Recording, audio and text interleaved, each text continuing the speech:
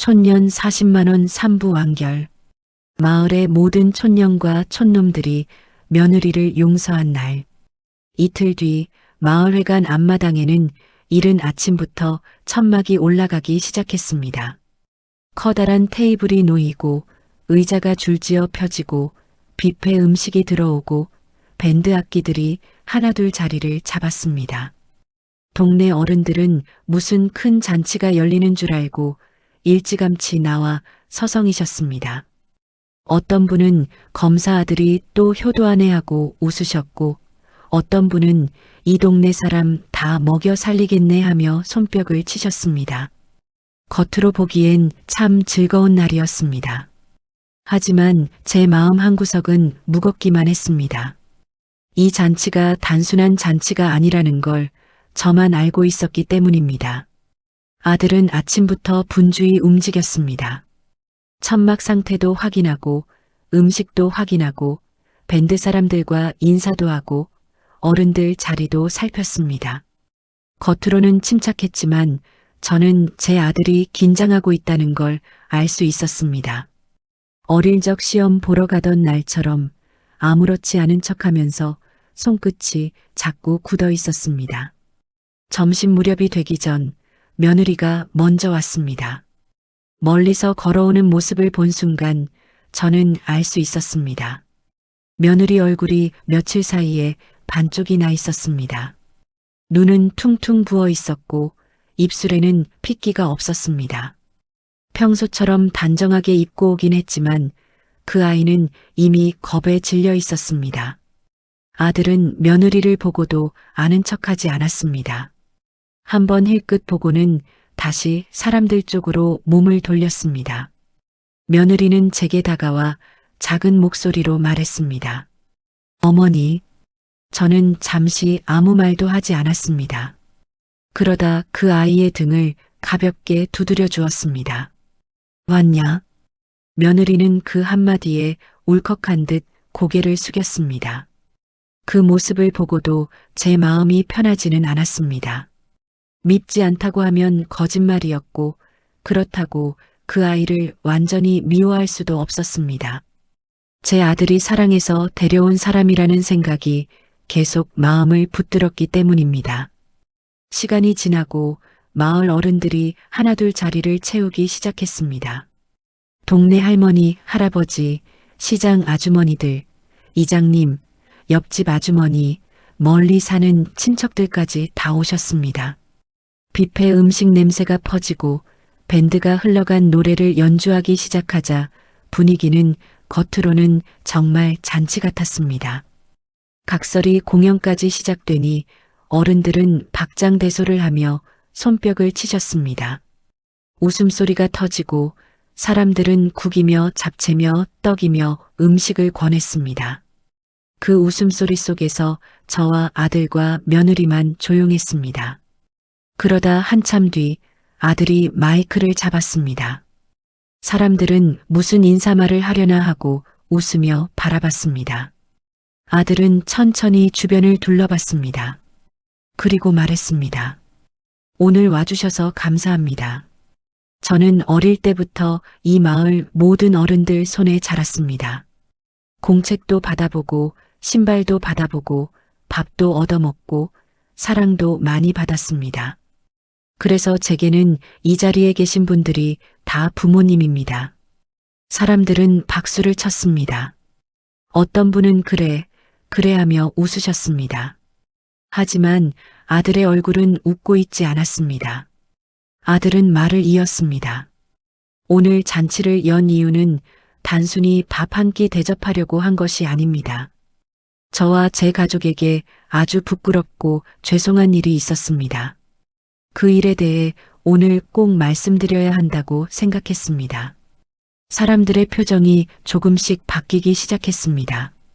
웃음이 잦아들고 여기저기서 조용해졌습니다. 저는 제 손을 무릎 위에 꼭 모았습니다. 며느리는 이미 얼굴이 하얗게 질려 있었습니다. 아들은 마이크를 며느리 쪽으로 내밀었습니다. 할 말 있으면 해. 그 말은 차갑지도 않았고 그렇다고 따뜻하지도 않았습니다. 그냥 마지막 기회를 주는 사람의 목소리였습니다. 며느리는 떨리는 손으로 마이크를 받았습니다. 몇 번 입을 열었다 닫더니 결국 저에게 걸어왔습니다. 그리고 제 앞에 무릎을 꿇었습니다. 저는 깜짝 놀라 일으키려 했지만 며느리는 고개를 더 깊이 숙였습니다. 마이크를 든 손이 덜덜 떨리고 있었습니다. 처음에는 말이 잘 나오지 않는 듯 했습니다. 숨도 가쁘게 쉬고 목도 메어 있었습니다. 그러다 겨우 입을 열었습니다. 어머니 그리고 이 자리에 계신 모든 어르신들, 제가 정말 큰 잘못을 했습니다. 마을은 순식간에 조용해졌습니다. 밴드도 연주를 멈췄고 사람들은 하나같이 며느리만 바라봤습니다.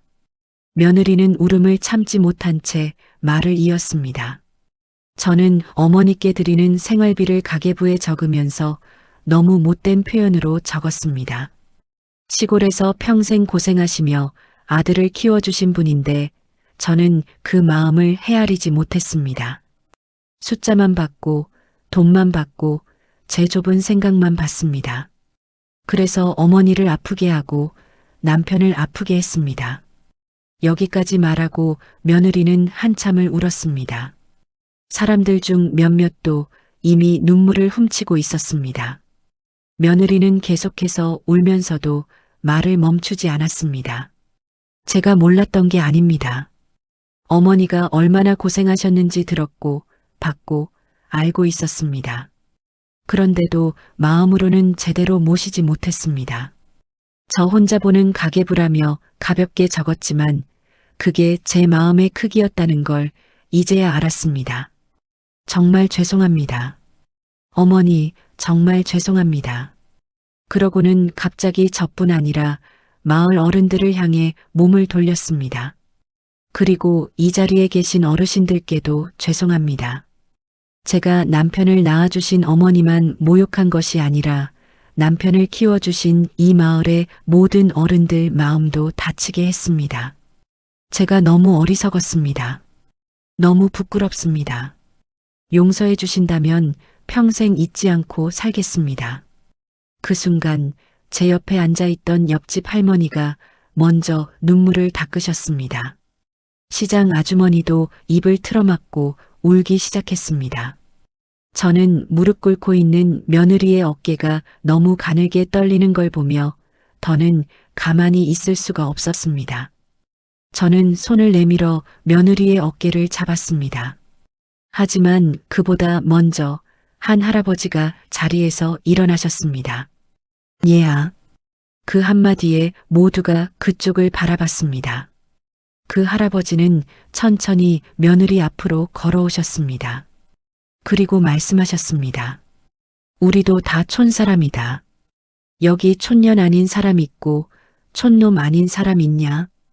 여기저기서 울다가도 웃음 비슷한 소리가 났습니다. 할아버지는 계속 말씀하셨습니다. 말이 사람을 다치게 할 때가 있다. 그건 맞다. 그런데 내가 정말 몰라서 했든 어리석어서 했든 이렇게 다 내려놓고 와서 사과했으면 됐다. 쉬운 일 아니다. 그 다음에는 시장 아주머니가 일어나 며느리 등을 토닥였습니다. 그래, 사람이 살다 보면 실수하지. 중요한 건 알고도 뻔뻔하게 사는 게 나쁜 거지. 잘못을 알고 울면서 빌 줄 아는 건 쉽지 않아. 또 다른 할머니도 말씀하셨습니다. 우리가 다 촌년이고 촌놈이지 뭐. 그런데 그게 부끄럽냐? 아니지. 우리가 흙 묻히고 살아서 애들 키웠는데 뭐가 부끄럽냐? 한 사람, 두 사람, 세 사람. 마을 어른들이 하나둘 자리에서 일어나 며느리 쪽으로 다가왔습니다. 누구는 등을 토닥였고 누구는 손을 잡아줬고 누구는 울지 말라고 했습니다. 괜찮다. 이제 알았으면 됐다. 우리 아들 울리지 말고 잘 살아라. 이제부터는 진짜 식구다. 그런 말들이 쏟아졌습니다. 며느리는 더 크게 울었습니다. 아까까지 죄송하다고만 하던 아이가 이제는 아무 말도 못하고 고개만 숙인 채 울었습니다. 저는 그제야 며느리를 일으켜 세웠습니다. 그리고 말했습니다. 이제 그만 일어나라. 사람들이 다 내 시아버지고 시어머니다. 이렇게까지 했으면 됐다. 며느리는 제 손을 붙잡고 또 울었습니다. 저는 그 아이의 손을 꼭 잡아주었습니다. 마음속 상처가 그 순간 다 사라진 건 아니었습니다. 하지만 적어도 저는 알 수 있었습니다. 이 아이가 정말로 무너졌고 정말로 미안해하고 있다는 것을요. 그때까지 한쪽에 서 있던 제 아들이 결국 고개를 숙였습니다. 아들은 눈가가 빨개진 채 며느리를 바라보다가 천천히 제 앞으로 걸어왔습니다. 그리고 저와 며느리 앞에 같이 섰습니다. 저는 두 사람의 손을 한 번에 잡았습니다. 아들은 울음을 참는 얼굴로 말했습니다. 엄마, 그리고 여기 계신 어르신들, 제가 제일 먼저 죄송합니다. 제 아내를 제대로 헤아리지 못했고 엄마 마음도 지키지 못했습니다. 그러자 이장님이 큰 소리로 말씀하셨습니다. 됐다, 임마. 이제 그만 울고 잘 살아라. 오늘 잔치나 제대로 먹자. 그 말에 사람들 사이에서 웃음이 터졌습니다. 울다가 웃고 웃다가 또 눈물을 닦는 이상한 시간이었습니다. 하지만 이상하게도 그 웃음은 가볍지 않았습니다. 다들 마음이 조금씩 풀린 뒤에 나오는 따뜻한 웃음이었습니다. 그날 잔치는 다시 시작됐습니다. 밴드도 다시 연주했고 각설이도 다시 춤을 췄습니다. 어른들은 며느리 손에 음식을 쥐어주셨고 며느리는 연신 고개 숙여받았습니다. 저는 멀리서 그 모습을 보며 생각했습니다. 사람이 사람을 살리는 건 결국 사람이라는 것을요. 상처를 준 것도 사람이지만 그 상처를 덮어주는 것도 사람이라는 걸 다시 느꼈습니다. 잔치가 끝나갈 무렵 며느리는 제게 조용히 말했습니다. 어머니, 다시 기회를 주시면 진짜 잘하겠습니다. 저는 짧게 대답했습니다. 말보다 오래 가는 건 없다. 오래 봐야 한다. 그래도 오늘 내가 온 건 잘했다. 며느리는 그 말에 또 울었습니다. 저는 그 아이의 눈물을 닦아주지는 않았습니다. 대신 그냥 곁에 서 있어 주었습니다. 그것만으로도 충분하다고 생각했습니다. 그 뒤로 우리 일상은 조금씩 다시 흘러갔습니다. 아들은 다시 서울로 올라가 일을 했고 며느리는 예전보다 더 자주 제게 전화를 했습니다. 하지만 저는 예전처럼 쉽게 괜찮다 하지는 않았습니다. 대신 천천히 지켜보았습니다. 며느리도 서두르지 않았습니다. 명절이면 먼저 내려왔고 시장에 가면 진짜 제 손을 꼭 잡았고 통장에 들어오는 돈보다 먼저 안부를 물었습니다. 그리고 어느 날 며느리가 제게 말했습니다. 어머니, 제가 예전에는 돈을 보내는 걸 효도라고 생각했어요. 그런데 지금은 그게 아니라는 걸 알아요. 마음을 낮추고 배우는 게 먼저라는 걸 이제 알았어요. 저는 그 말을 듣고 한참 말이 없었습니다. 그러다 대답했습니다. 그걸 알았으면 됐다. 지금 생각해보면 그날 마을회관 앞에서 용서받은 것은 며느리만이 아니었습니다. 제 아들도 용서를 받았고 저도 상처를 조금 덜 수 있었고 우리 가족도 다시 살아갈 길을 찾았습니다. 마을의 모든 촌년과 촌놈들이 제 며느리를 용서한 날 그 아이는 처음으로 진짜 가족이 되었습니다. 끝까지 들어주셔서 감사합니다.